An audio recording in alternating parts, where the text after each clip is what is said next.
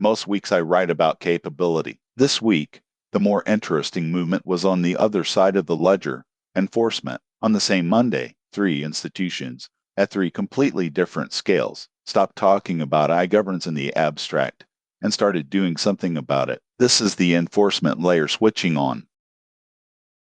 Start at the top. The first session of the UN Global Dialogue on iGovernance opened in Geneva today, July 6th, and runs through tomorrow, bringing all 193 UN member states together for the first ever intergovernmental talks on I-rules. Secretary General Guterres opened with a line that sums up this whole edition.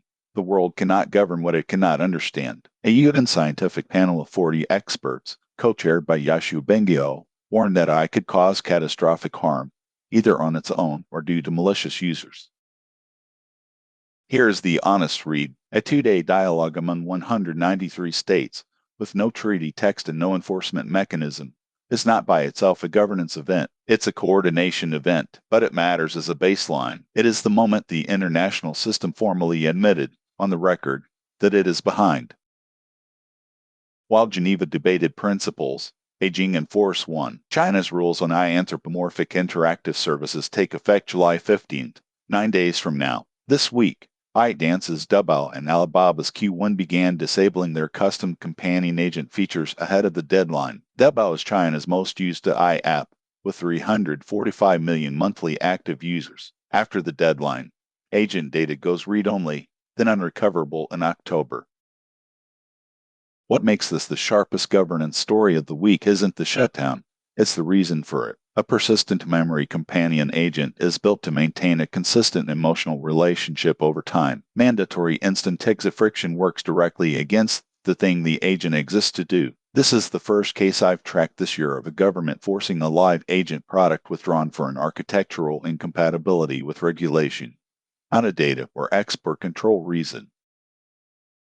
The third enforcement action happened inside the machine learning field's own house. ICML 2026 opened today in Seoul, with a record 23,918 submissions, roughly double last year's total, and agentic AI as the dominant theme. But watermark-based detection caught 398 reviewers violating the conference's undisclosure policy, triggering 497 desk rejections, roughly 2% of all submissions.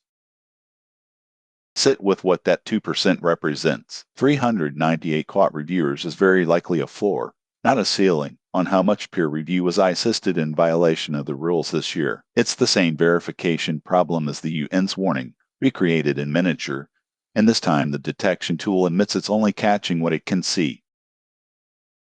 None of this governance activity paused the parts of the threat landscape that don't answer to any of these institutions. Researchers at Secret Labs and reporting picked up this week detailed Operation DragonReturn, a China-nexus campaign targeting Indian taxpayers with a fake tax notice, a steganographically hidden payload, flawless execution, and a DCRAT implant holding a 0 out of 66 detection rate on virus total.